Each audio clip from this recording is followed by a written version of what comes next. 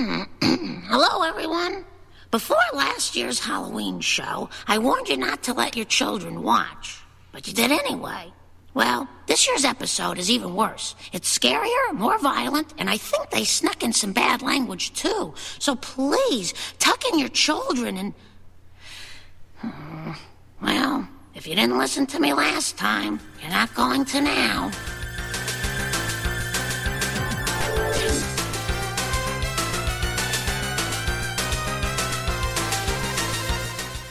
Ahoy hoy everybody, and welcome to Talking Simpsons. This is the Laser Time Podcast Network's chronological exploration of The Simpsons. I am your host, Bob Mackey. Who else is here today? Henry Gilbert. Christopher Antista. I'm Dave Rudden, and I'm a stupid moron with an ugly face and a big butt, and my butt smells, and I like to kiss my own butt. Finally, you came out and said it. Yeah, and that's exactly how I'd label you after your last performance on a Treehouse of Horror episode. Oh, man. Dave Spoiler, I like this one more. Yeah, because they didn't dedicate one-third of it to a stupid poem. There's nothing artsy-fartsy in this episode. In fact, it's almost too good to be in Season 3, which is still good. It feels so advanced, but again, we're talking about Treehouse of Horror 2, aired on October 31st, 1991. Chris. Halloween. What happened on Halloween in 1991? The first ever Planet Hollywood opens up, and all the star investors are there. Bruce Willis, Sylvester Stallone, Arnold Schwarzenegger, all that stuff. Pee Wee Herman is offered a plea deal by a Sarasota court for exposing himself in a pornographic theater, and the Turner Broadcasting System closes a deal to acquire the Hanna-Barbera Library for $320 million. Wow. Content is king. Way too much money for that garbage.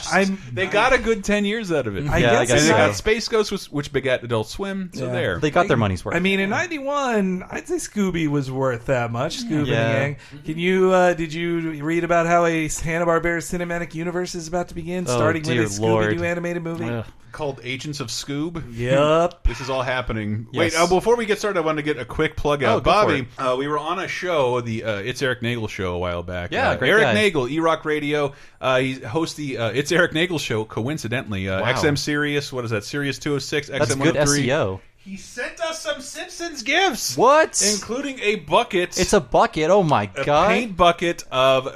Can you tell us what those are, Bobby? These are creepy classics. They are Burger King toys from the Treehouse of Horror. Where did you get these? They're one of the best Simpsons toys, period. Why McFarlane, who had the license, didn't make Simpsons Halloween-themed toys out the asses. I'm looking at Homer Kong from this episode. It's sorry, next year's episode. 15 distinct toys from the Simpsons Halloween. All the Simpsons Halloween specials. There's so many beautiful. good ones. And Han, Chewie, they're all there.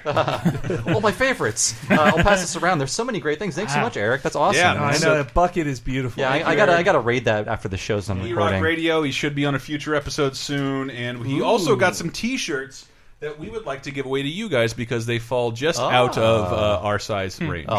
Which is Even me? Yeah, even you. Large and extra large, which none of us can wear. I'm a medium at best. Exactly. So we want to give them to you, and we're going to ask you to tweet out a link to one of our shows with the hashtag Talking Simpsons. Oh yeah, please do. And we will try and figure it out. Please, maybe live in the U.S. That would be awesome. Yeah, that would be way easier if you did, man. We've got mad shipping problems, but we want to make sure we get these shirts to someone who can wear them. Eric has a Burger King connection. I want to meet the king. That's my next goal. Yeah, they are in a themed paint buckets, mind you. I have no idea where these came from, but this I got to awesome. take at least 3 of those home with me. Well, you can see from the art, it's from it must have came out the episode where they met their old selves. Okay. Like That's where they met their maybe Tracy 2 Ullman years self. ago, I think. Yeah, I think so. Yeah.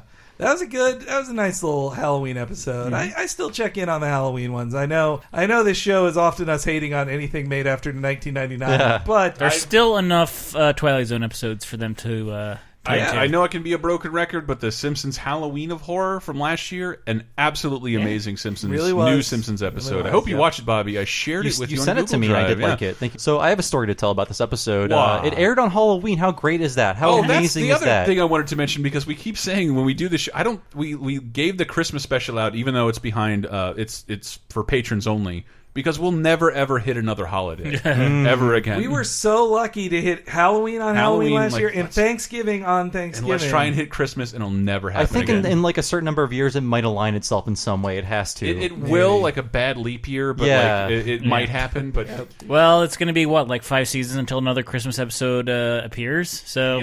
Yeah. So let's not have Halloween in late April or early May. So this could be the only episode of Treehouse of Horror series that ran on Halloween. On the day. And I remember, I was 9 years old. It was 91. I remember doing all my trick-or-treating, coming back and be like, oh, new Simpsons. How great is this? I could eat my candy and watch the Simpsons new Halloween special with my parents. We watched every episode up until maybe season 4. Magic time. The funny story is my parents, they invited some of their work friends over, and they had kids, and we all went trick-or-treating together. And they were a little Flandersy, you would say. So we were all sitting. The show is cursing. Exactly, Chris. We were all sitting and watching the show together. All the kids were laughing uproariously along with my parents at all the jokes, especially the Mr. Burns segment, which we'll get to soon. And like the parents of the kind of Flandersy parents were just kind of sitting back in horror, and they made a few comments like, "You let your kids watch this?"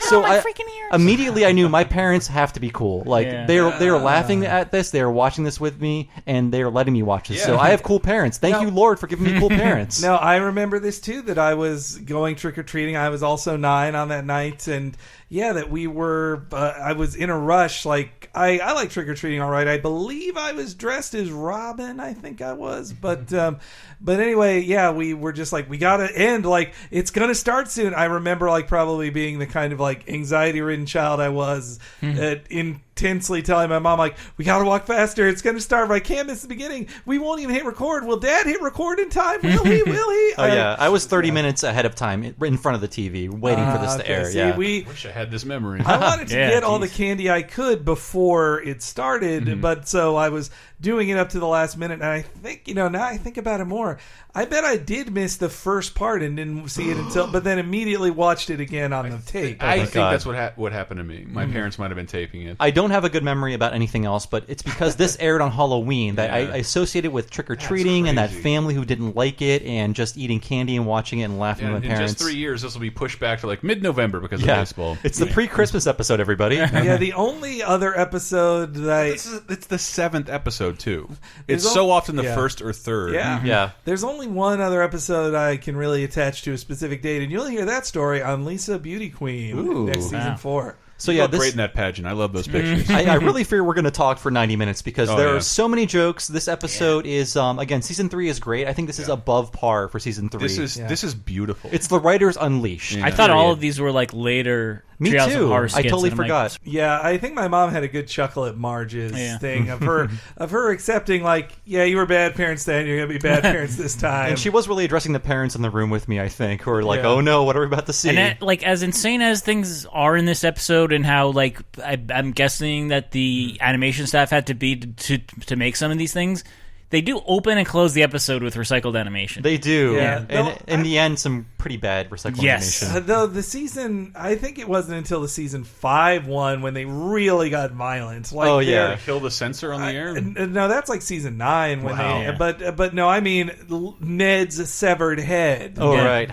Lee Holbert. That's some heavy stuff. But it's also one of the last ones where there's a framing device to all exactly. the I think they're children, you can have one piece of candy tonight and save the rest for. If you eat too much, you'll have nightmares. Oh, yeah. Everybody in the family's going to have a bad nightmare tonight. Oh, yeah. 3 bad nightmares. I'd like to see that.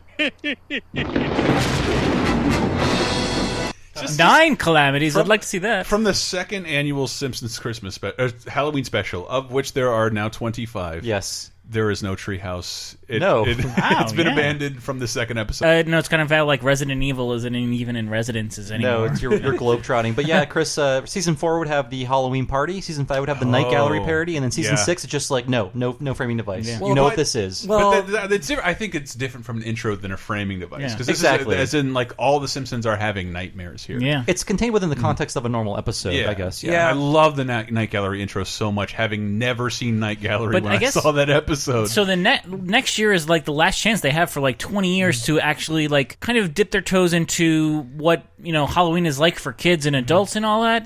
One of my favorite things in this episode that I didn't even really realize until this time is Lisa dressing up as that totem pole. Bart pushes her over and the Foley work is just I meant to get that boom. Because it's the exact sound a kid's cardboard costume would make. There is amazing Foley in this episode, down to the candy necklace being eaten. It's beautiful. Did you guys at the beginning with the graveyard?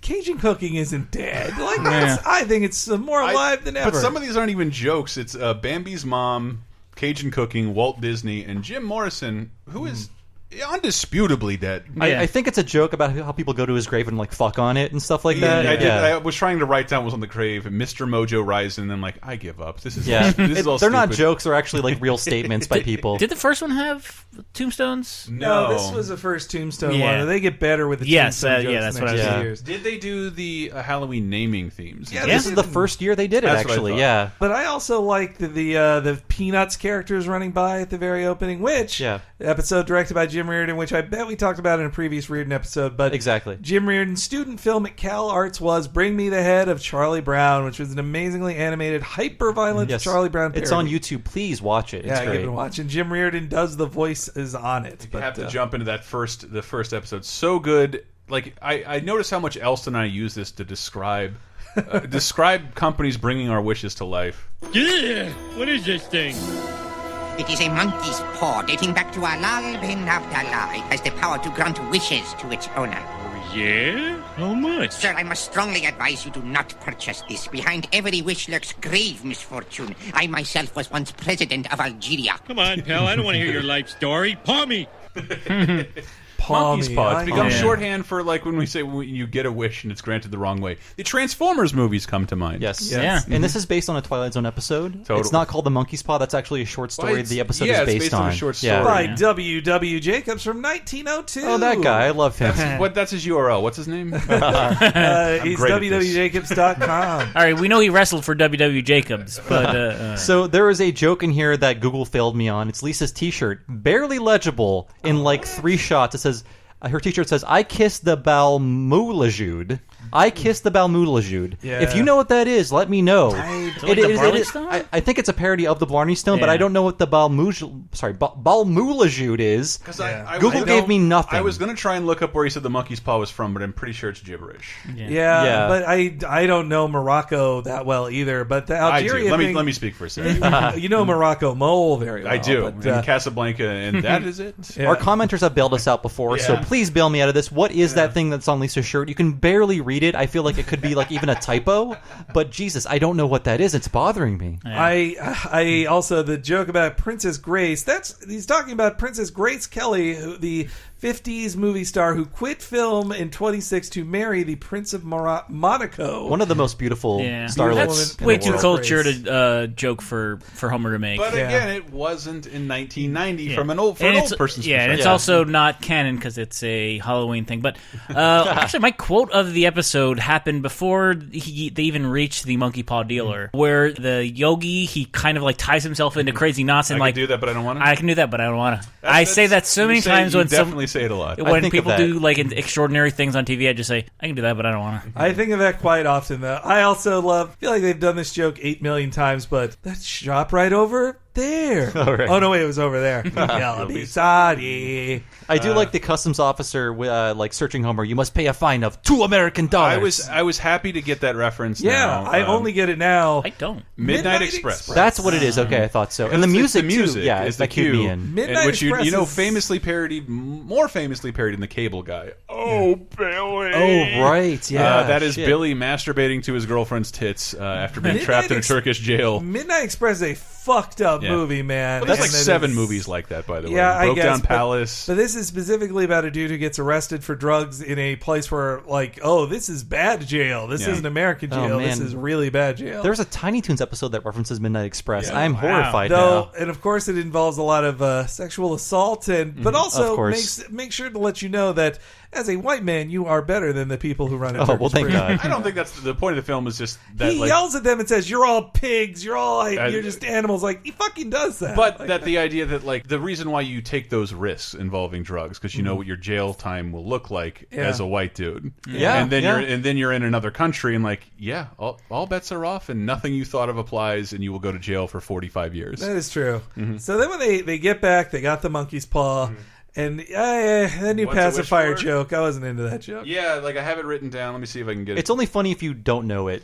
Yeah, I think it's funny the first time. It's the Maggie. Like, there's 4 wishes. Maggie wishes for a new pacifier. It's a good visual gag, doesn't make good for sound, but I do love this one because this brings in this segment's This is the best. outrageous parody of The Simpsons fame. I love this, even now. I love they've it. never done this on the nose, but again, please listen to our season wrap-up on Patreon and how we talk about the phenomenon that was The Simpsons, the phoenix that rose within like 3 episodes. Bart wishes that The Simpsons will be rich and famous, and the comments from the people around in this restaurant are pretty much the public's, the people who aren't interested in The Simpsons. By the start of season 3, what Yeah. people are saying about I do love Marge's. My purse just exploded. I wanted that to be my line of the show. I have like 50 lines of the show, so yeah. Simpsons. Right this way, please. Homer, maybe fame and fortune aren't as bad as they say. If I hear one more thing about The Simpsons, I swear I'm going to scream. At first they were cute and funny, but now they're just annoying. $18 for this? It's a t-shirt. What a ripoff. Man smart. The woman is smarter. Man smart. The woman is. Man, this thing's really getting out of hand. That is the greatest. That made me laugh so hard. I do think man. about it. Say, this is really getting out of hand. When I see like a Minecraft Yeah. thing somewhere. But it's only been like a year since Simpsons Sing the Blues. Yeah. That is so and they're great. acknowledging how shitty it And was. they wrote that album. I know. They make the merch as generic as possible. Like, what does it say? High Man or something like that? Yeah, but also that she is man. That's man smart, woman smarter is the song popularized by Hera Belafonte. I And knew it. I'd also say, despite what the Wikipedia says, the Simpsons Wiki says, this is the first appearance of the Gilded Truffle. That's where they go to. They think it's a couple of episodes later. Yeah, I think this shows that they knew this is why they weren't going to end up being the next Urkel or the next other Flash in the Pan. They Self-awareness. they had self-awareness and were already ahead of the turn Exactly. on them. And I do love Get a Mammogram Man. that was great. Every time I watch one of these, I'm like, this looks like my Instagram like 3 years ago. And it is such a clever monkey's paw too of like, oh, you're rich and famous, but people hate you. Like, oh wow. It is the monkey's paw of like the writers and the producers. Yeah. You know? We're not famous, and people hate us already. So Lisa wishes for world peace, and I love the so exchange good. at the UN between was it Argentina and England? The Falklands. Sorry about the Falklands, old boy. Oh, forget it. We kind of knew they were yours. One of 2 great Falklands jokes in The Simpsons. The Falklands have been invaded. The Falklands have been invaded. There's really good. There's really good sound mixing when everyone's in the big peace symbol and they're singing. Everybody get together, love one another, and it merges right into the classic Simpsons alien theme. So anytime I hear that song, everybody get together, I almost always just tie it into the aliens theme. That's right. It's But like, Lisa's wish for world peace paves the way for King and Kodos' return, creating a tradition. 1 year later. Though without Sarek the Preparer. Too expensive. People of Earth, we come to you in the spirit of hostility and menace. Now, let's be reasonable. We can resolve our differences peacefully. Ow. Your superior intellect is no match for our puny weapon. You've got to do something. What do you want me to do? I'm a baker now. That's my line of the show. Who is that? I'm a baker now. Just love some the line. random background character. My line of the show is your superior intellect is no match for our puny weapons. Almost.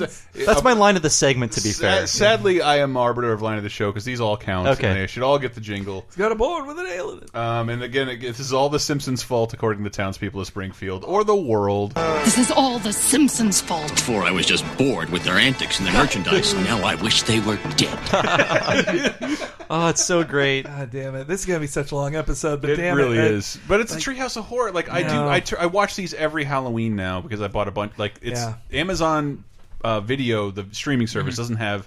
They have like the first 3 seasons and then the last 3. Who cares? But they have all the Halloween episodes packed together. And Kang and Kodos, this was also, as they say on the commentary, the first time they realized if they need to fill time, Kang and Kodos can laugh as long as you need them to. Yeah, I had to cut it out. Though this episode also, this segment is full of ADR, like so many things where For sure. the animators, perhaps in Korea, just were like, "Oh, I guess their mouths should be open here," and then when they get back, they're like, well, shit, somebody needs to say something. I did here. notice that, Their mouth is open, but it leads to funny lines. It does. It does. Here's another classic line. So we have the wishes. What do we have? Pacifier, world peace, rich and famous, and Homer has to make the final wish. I could not get this clip. Oh, the whole thing is great. I'll make a wish that can't backfire. I wish for a turkey sandwich on rye bread with lettuce and mustard and I don't want any zombie turkeys. I don't want to turn into a turkey myself. And I don't want any other weird surprises. You got it? Hey! Not bad. Nice hot mustard. Good bread. Turkey's a little dry. The turkey's a little dry? Oh, foul accursed thing!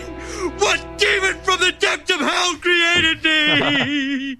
That is such a great joke because I feel it's kind of like the movie Scream, in which the characters figure out the rules of what they're trapped in, and so Homer is understanding like the ironic punishment of Twilight Zone episodes and trying to like get around it, but he still can't. Yeah, just if he's turned into a turkey myself, smarter than Homer. I give Homer credit for being like, I shouldn't whisk for a sandwich restaurant. That can only be pain. I just want this one sandwich with nothing else attached to it. It still sounds like a good sandwich, though. And sorry, I liked Right Turkey. Again, I apologize, guys. I hate that because I capture the sounds, I get to be the arbiter of the line of the show. But go for it. It's more that like the entire sequence makes me laugh. This is my line of the show. That's the joke. Kneel before my slingshot, puny earthling. Well, I guess my first wish is to get rid of those awful aliens. He's got a board with a nail in it. And save humanity, will ya? Run, Kodos! the vision. I do like drawing of Mo running with the board is never not Slave funny. humanity, when Flanders comes out, it's like, "Hey, fellow slave!" Like, wow, they're very casual about their slavery. I was wondering what you were saying about ADR work, but a lot of this harkens back to some of my favorite Popeye cartoons, where there's a lot of action happening and people are. There's just a mouth open and someone's yelling. It is weird how everyone is so blasé about being slaves. Like, Bart's reading the newspaper saying, "We're slaves now. This sucks." And it's like, I guess, like, no, like, humanity wouldn't know what it's like to be enslaved. And then Ned just wishes himself a castle, and there's no irony for Ned's wishes. Yeah. Though going into the next section, I don't know why that ending... I have to finish the board segment. Please do. Okay. I have a comment about this. It seems the Earthlings won, did they? That board with the nail in it may have defeated us, but the humans won't stop there. They'll make bigger boards and bigger nails. Soon they will make a board with a nail so big it will destroy them all. I cut out 40 seconds of laughing. They're really mixing up the Twilight Zone episodes. That's a reference to the Monsters Are Due on Maple Street. I love that episode. That's a great episode. I watched that in school. Oh, me too. I actually read the screenplay in school or whatever. Here. We like acted it out in class. It was weird. But dude, if you have Netflix, watch that shit. I'm the only one who didn't do that. For as smart as the Twilight Zone is, like, Rod Serling can be a bit ham-fisted with delivering the message. So the end of that episode is like, look at the humans fighting amongst themselves. They'll soon destroy themselves because they're paranoid about communism or whatever. All they had to do was turn the power out for an evening. Exactly. So, like, that is the, like, just underlining just how, blunt the message can be in the Twilight Zone. So. Speaking of Twilight Zone... I love when Kang does when he's saying that, he, like, shakes with bigger balls, bigger nails. Like, the head shake is great there. But why does that happy ending make Lisa scared? Every other one has a scary ending that would scare Bart or Homer. Why is Lisa scared? I think they get rid of the conceit after a while, because they're just in Did she wake up screaming? She said, I had a bad dream, and she goes to sleep in... Bart her to the candy necklace to sleep with Bart. That sounded bad. Necklace.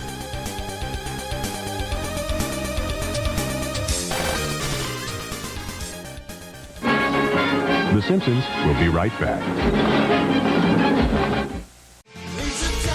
You like Laser Time shows? Then you might like Bonus Time, Laser Time's weekly bonus show exclusively on patreon.com/lasertime. Here's a taste of what you've been missing.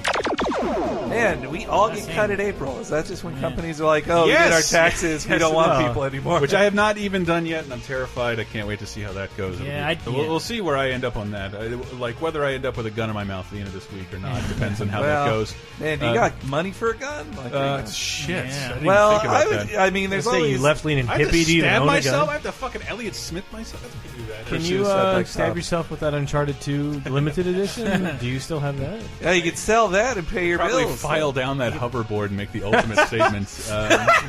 That'd be just like Chris Benoit hanging himself on his workout equipment. Oh God, I thought you were going to say his fucking championship belt. That would even be that would have been better. Do you have a Nobel Peace Prize you can compare yourself with? As a matter of fact, I do. Threw away all those Peabodys, had to make space. Get Bonus Time, Laser Time's weekly, full-length, uncensored, and ad-free Patreon-exclusive podcasts, as well as weekly full-length movie commentaries, wrestling and cartoon video commentaries, physical rewards, the first season of Talking Simpson, and more at patreon.com/lasertime, starting at just $5. You'll help us live, and we'll do our best to help you never be bored again.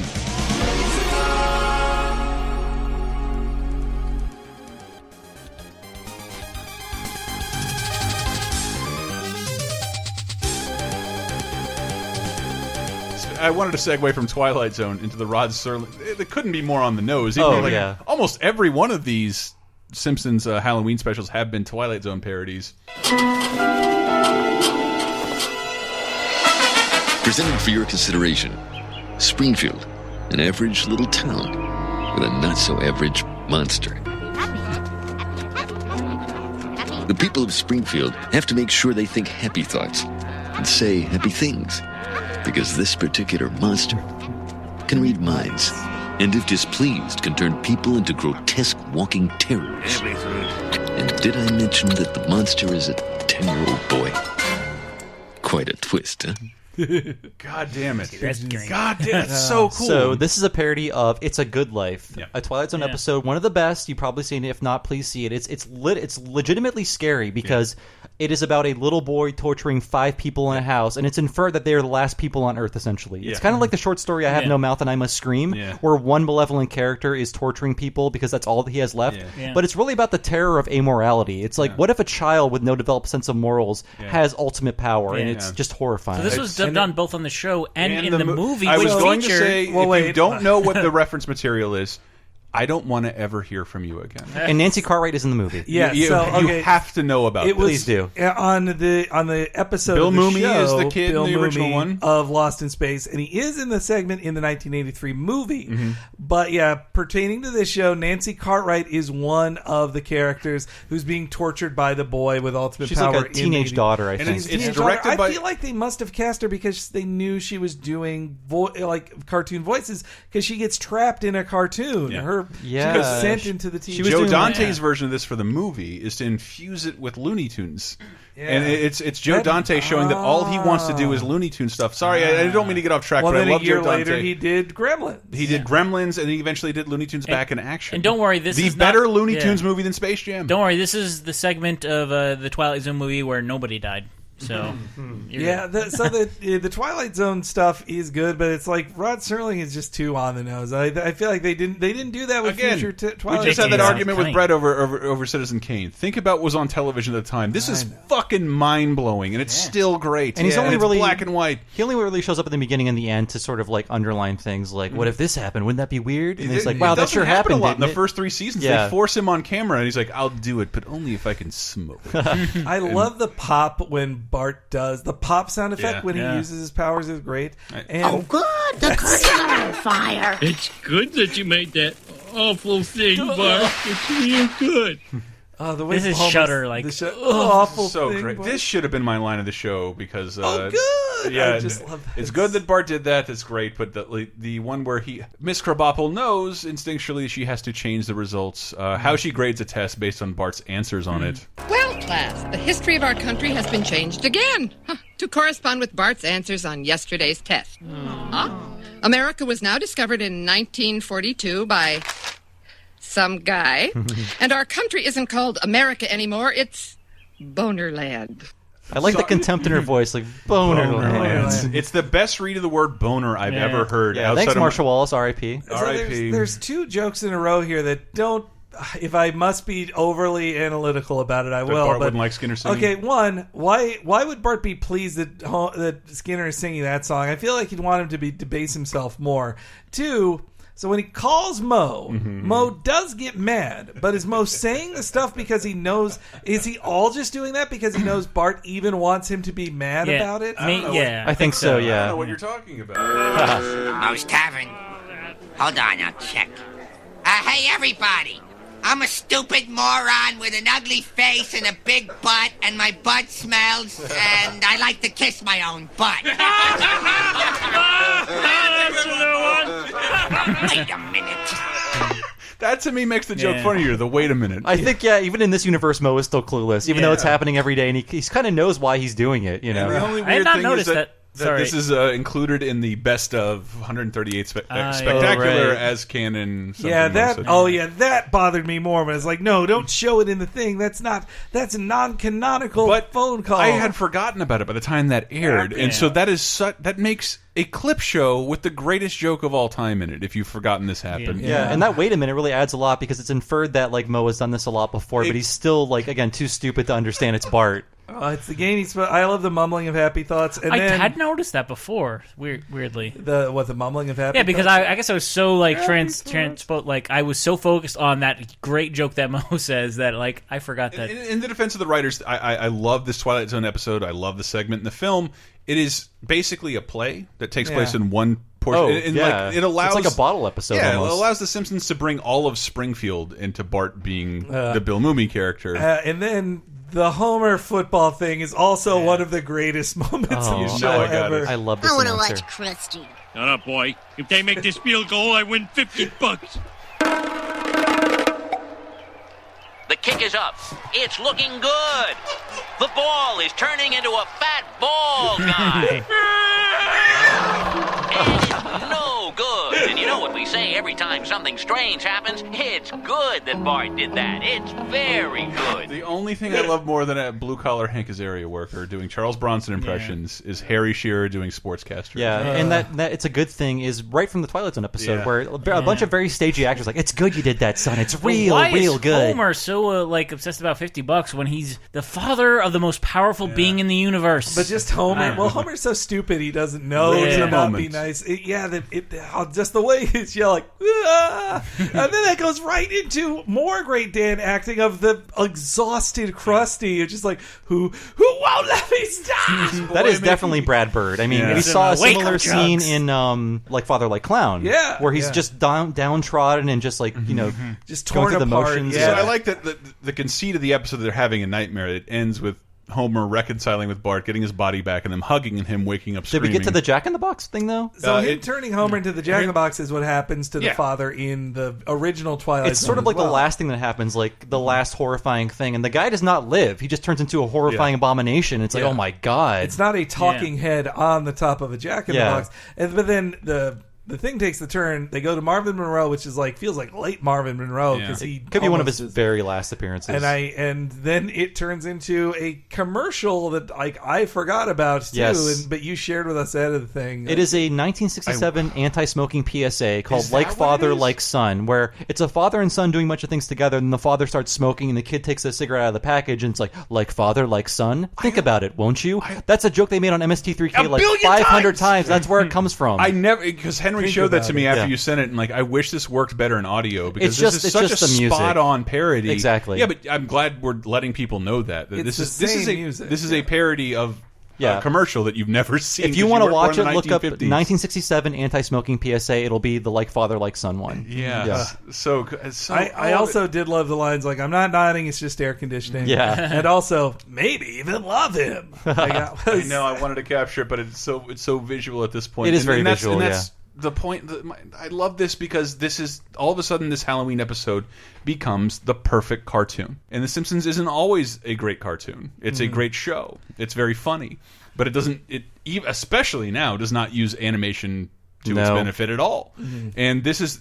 Everything about this. If I have not expressed that, if you can't see this room, it is filled with animation stuff. This episode is a perfect cartoon. It's beautiful. Jim Reardon did a really amazing job. I love Homer tucking him in with his teeth. That is just great animation of the effort involved. Yeah. And the waves on Bart's lips when he is screaming at the camera is just like that's all of it. Such great extra effort. I think they're only like, fuck the source material, fuck the reference sheets. This is the Halloween episode. Yeah, let's make it as crazy as possible. Like they realize, we have a person whose head is on a coil. Let's figure out some fun animation things to do with that. He gets hit in the head with a baseball. It makes it rock back and forth. He's on a roller coaster. It kind of it is almost like a Looney Tunes character, boing. It pulls it straight because it's it only gets There's better. Some fishing too, I believe. It only gets better in Homer's Nightmare. That's true. Great animation. It's one of my avatars actually. But just the fact that Bart is Bart's worst nightmare is loving his father. I love you, son. The conceit shouldn't exist, and then I'm like, well, that's funny. And this is the only reason this should have a framing device at all. It works for the second part too. It does. Once I got a job, I came to even at school, I feel like middle school or high school is when I started having to wake up at 6 in the morning to go to school, and I would do the thing Homer did on the show of seeing oh, it's 4 a.m. Like that immediate, like sleepy math of, oh, I have 2 more hours of sleep. Go back to sleep. Like, something greater about this job than I get to get out of bed at 9 to 9:30 and walk 4 seconds to my office. Ooh la la. Oh, this is great Burns already. Ooh, look at them, Smithers. Gold brickers, layabouts, slugger beds. Little do they realize their days of suckling at my teat are numbered. Oh, in the meantime, sir, may I suggest a random firing just to throw the fear of God into them? Very well. Slugger beds. Is slugger beds? Is that an actual term? This is peak Burns. Like, this is the Burnsiest Burns to this point. Anything they were holding back in a regular episode. Homer is knocked out for most of this, just so they can do more Burns lines. This is all. I think they realize, like, now we can finally go crazy with Burns, and there's no repercussions because it's a dream. So Burns will just do whatever he feels. It's like peak evil Burns. I have a vision that they were at a writer's retreat and pitching this, and like, I can't not love it. But it has to go into a Halloween episode. Exactly. You know, Smithers, I've always despised the laziness of the common worker. Then I realized his spirit was willing, but the flesh was weak. So I replaced the flesh, which is weak, with steel, which is strong. Emphasis. So good. Oh, the emphasis it's there is so good. It's the greatest breakthrough in labor relations since the Cat of Nine Tails. I had to look that. The Cat of Nine Tails. It's a whip. If you've seen BDSM stuff, people have a multi-whipped whip. Like you got the. But he's talking about efficiency towards hitting a horse, or animal, or beating back strikers, I guess, or slaves, or whatever you say. But I love the animation of him walking through the beakers. That was such great, old 50s sci-fi stuff. And the scenes in the graveyard are beautiful. Like, I took avatars from that for the last 3 Halloweens. No, Reardon is at his best in animation-wise in this segment, I think. But But just the emphasis on which is weak, with steel, which is strong. He wants to put like a human being's brain inside a steel body so it can be a better worker at the plant. Did you guys look up what an ultrasonic lithotripter is? No. I know what it is from the commentary, actually. Okay. Yeah. I looked it up in the first round of it than it was in the commentary, but it is... Put your dicks back in. What is it? It is a tool used to break up... e-penis. It's a tool used to break up kidney stones internally so they don't rip out of your dick. How hard could it be? This is the last time Burns read the technology section of a newspaper. And those are want ads, which is where you look for jobs before Craigslist. And I gave Bored with a Nail through it the line of the show because I thought that would be the thing we'd argue over the least. This is my favorite line or moment of I the wrote show. down like 50 lines from this segment. I can give any of them line of the show, but please. Did you hear that, sir? I need to set this up a tiny bit that Homer is fired and has to go work as a gravedigger with Willie, who's moonlighting. Yeah, who's known as Gravedigger Willie in the he's script. He's the master of all turf. Doesn't matter where. Yeah. And that he falls asleep in a grave, and Burns goes to the graveyard to rob a dead body and steal its brain. I'm like a kid in a candy store. And also all of it is great. Yeah, all of it is awesome. And the Looney Tunes like transformation when he looks at Smithers and sees his great brain. Yeah. Yes, like all this it is a perfect cartoon. In the every Booger way. Man. Did you hear that, sir? No, I didn't. Who is it? Frankenstein? The Booger Man? It's the man in the bag, sir. I think he's alive. Oh. Bad corpse. Bad corpse. Stop scaring Smithers. Satisfied? Thank you, sir. I love Smithers too. He's like, it's the man in the bag, sir. It's the man in the bag. They take Homer thinking he's a dead body, and oh god, it's so bad good. Corpse. Bad corpse. Stop scaring Smithers. And the way Homer just like is passing out, thing like. Like like it's the most movement you'll ever see from Burns, I think, outside of his like singing about his Greyhound vest. He could barely give the thumbs up a few episodes ago. But here he is a bag with beating him with a shovel very well. Good. And the Davy Crockett line, as I recall, is the one my mom laughed at the hardest mine too, when we watched it. And just I think that whole sequence, I was like, man, you actually have to be 50 to get any of these jokes now. He just ripped out the head. He rips out the brain, puts it on his head, and like, look at me, I'm Davy Crockett. It's important that he's humming "If I Only Had a Brain" before that. He's humming a song from 1939, referencing a 1960s song. Yeah, that just seeing that joke, it made me think like someone has to realize that having a brain on a stem looks like that. Like, how would you know? It's such a weird. This is pre-Mortal Kombat too. Pre-Sub-Zero. And then right back to that, like the bit about Radio Shack was hilarious too. Like the man at Radio Shack thought I was mad. It's great lines, great animation, references to Wizard of Oz, Davy Crockett, and of course Frankenstein. Twitch! It's moving! It's alive! Oh, that fellow at Radio Shack said I was mad. Well, who's mad now? Jesus Christ! Listen to Harry Shearer do Burns now. Like it's like he's lying down. He's trying so hard in this one, and then comes the first of actually seems to be a string of Johnny Carson jokes. Where like Al Jean and Mike Reiss, who are the executive producers on the show and wrote some of this episode, they're two of the credit writers. They worked for Johnny Carson as writers for his show as joke writers, though they say they rarely ever met him. And I don't think they had a very high opinion of him because, like, this Karnak joke, back-to-back episodes with Karnak jokes. Yeah, but it's all punctuated with off-screen Egg McMahon. But there's also no punchline. Yeah, I don't know if ever. that was them being lazy or just saying like the punchline doesn't matter. Geraldo Rivera, Madonna, and a diseased yak. Yeah, I remember listening to a podcast with Mike Reiss. He would say like they would demand so many jokes from you, and they'd be like, no, just ask us for 5 good jokes because they'll all be good. And then they'd write 20 jokes, and like 15 of them would be bad, and they'd use the bad ones. So like just ask us for 5 good jokes, and we'll give them to you, please. I remember they said a joke they wrote was the punchline was the Stray Cats, the then current band. Johnny Carson had not heard of them, so he changed them to a very old-timey band called the Alley Cats. And then when the joke got no reaction, then he looked at the writers like, what the hell? And they're like, but you changed it. Yeah. And they also had a joke where they said the Karnak joke was Saint Elsewhere, and then open it. The message on Mother Teresa's answering machine. And they said that got cut, and then they put it in their Alf script later. Yeah.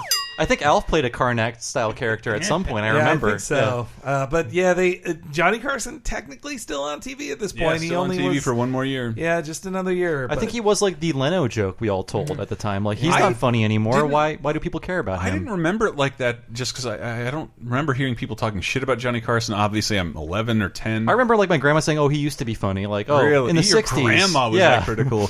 But this is how much Simpsons changed everything. It changed comedy on television completely. I believe the joke is like Milli Vanilli was arrested impersonating Chicken McNuggets. That's the next one. No, it's Boy George. Oh, Boy George. No, wait, Boy George was scraping the barnacles off his dinghy. That's right. There were 2 in a row. Sorry. Yeah.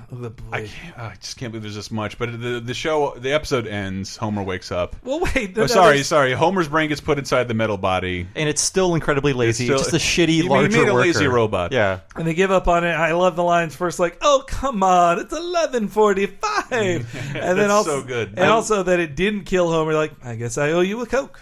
I like Burns' lines when trapped under the giant Homer. Do you have any of those? No, like slight headache, loss of appetite, and his thing like you cacophonous kegs. That's a Wizard of Oz reference. We were at 23 sounds. I thought that was a Lost in Space, like Dr. Smith thing. All this is so good. You should have turned off this episode a long time ago. No, listen. And watch it. Well, so because all it is it ends with Homer waking up from the nightmare, his brain is returned by Burns, and he wakes up from the nightmare. Perhaps you're wondering why you have 2 heads. Well, my body was crushed, so I had my head grafted onto your, shall we say, ample frame. I didn't wake up. It's all a dream. It's just a dream. Oh, that's right. It's all a dream. Or is it? Still make music for The Simpsons? Yeah. Like, that is beautiful. Yeah, it feels like there's less music, at least up to 10 years ago. They used less music. So there was so much here. One, as a kid, I totally saw even as a 9-year-old, I was like, oh, they're not showing the other half of his body. That's why the real end is even better, because it's the credit screen. Yeah. And then also, them laughing. Even in the second one, they're laughing at the idea of like, oh, you think this isn't continuity? I bet it is. Next week on The Simpsons. Don't forget, Dad. Tonight my class is having an all-you-can-eat spaghetti dinner. Spaghetti. But Homer, tonight's our reception for Queen Beatrix of the Netherlands. Oh, I hate having 2 heads. That could be a reference to The Thing with 2 Heads, which... Well, I know what exactly it is a reference to. It is The Thing with 2 Heads, the 1970 film starring Rosie Greer, a professional football player, and Ray Milland, an actor of the 40s who had to be in this cheeseball 70s film. The thing about that movie, I sat down to watch like, oh, time for a bad, fun movie. It's like 40 minutes of it is a car chase. I swear to God. Like, there was an extended car chase that takes up a whole chunk of the movie. It's That'll strange. kill some time. Yeah. And the headline of it was, they transplanted a white bigot's head onto a Soul Brothers body. They sure did. Yep. And the walking scene of, I mean, if you watch the Venture Brothers, Ben that Carson? cartoon, there is a You're welcome. on the Venture Brothers cartoon, there is a running bit of a guy who is the man with the thing with two heads. On that show, but I also did love that was them reusing the USA Today joke scene from Homer Defined. Oh right, yeah. And they just drew Homer with Burns' head over I it. noticed that, and it was so Something sloppy. spaghetti line is so terribly synced. It doesn't look good. But it you're feels right. like they did it like a week before the show aired or something. So I like seem like the one of those speed last it. minute gags. Yeah. Like it would probably be rejected up until the point like we need 30 more It seconds. is almost like the Everybody Loves Ned Flanders tag. Yeah. They do Like, do that joke again in a regular episode. It does feel like it was meant to end on "or is it?" Yeah. and then like credits, but they had a little tag at the end. But it's great That was because a good joke. that's everything about this is perfect to me. Yeah. I love Halloween episodes. I love The Simpsons. I love the idea that nothing matters in this episode. Let's this just shows be as funny as possible. Like, when unbridled, how Yeah. great they can be with no rules. I think you could. Somebody smarter than me could write an essay about how the Halloween episodes taught the Simpsons writers how to write for the Simpsons. Yeah, like you need as many jokes as possible. Yeah. Tell a story as fast as possible in like 8 minutes. Yeah. Unlike Don't- that Raven one. Relax, their cartoon Dave. characters. We can undo this next week. Yeah. I forgot how good it got even with the second Treehouse of Horror. Like already that's a quantum leap over last year's one. I'd say. Every time you get mad and you read something like post something political on your Facebook, like remember that Treehouse of Horror exists and it's evidence that humans are beautiful. I love Treehouse of Horror. It makes me so happy with the universe. I Yeah. feel like I'm taking acid. It's amazing. I mean, I like number 1. Number 2, it just like leaps and bounds above everything they're doing, even currently, like in 91. It's just so great. So, I mean, by the next episode, which is a really good one, it still feels like, oh, he slowed it down. Like this is not. I'm not at the super high pace of getting a million jokes in a row. Yeah. So that was the Treehouse of Horror 2 episode. Hope you enjoyed it. As always, I've been your host, Bob Mackey. You can find me on Twitter as Bob Servo. You can also read my writing at US Gamer and Something Awful and listen to my classic gaming podcast, Retronauts. Go to retronauts.com to find it or usgamer.net or search for Retronauts in your podcast device. Everybody else, what do you do? Oh, well, LaserTimePodcast.com is the home to all of our great content, like the LaserTime Podcast 30-2010, our exploration of what happened 30 years ago, 20 years ago, and 10 years ago in a given week. Kind of like the history segment on this, but in a full 90-minute podcast. It's really great. And, of course, I do Cape Crisis, the comic book podcast. And this is all supported by patreon.com/lasertime, which is home to a bunch of exclusive Talking Simpsons stuff, including the first 13 episodes for the first season and the season 2 wrap-up special, which is amazing, and you definitely want to hear it. I'm glad you got the good plugs out because I'm so euphoric. I've had 2 strong beers, and I just want to thank the Simpsons and the Simpsons writers and Simpsons fans because these Halloween episodes, I never revisit them anywhere but Halloween. Yeah, and like yeah. doing like I probably should. These are fucking fantastic. Oh, and don't forget, tweet out an episode There of you this go. with the hashtag Talking Simpsons. Get a T-shirt, and Pick you your will be in the favorites. running for a T-shirt. One of 2 T-shirts. We're giving them away. Post Tell some the pictures world. of it on our Facebook. You will see them there at Facebook.com/LaserTime Podcast or LaserTime Show. Just put it in the search bar. You'll find Sounds it. right. Thanks for listening, everybody. We'll be back next time with Lisa's Pony. See you then.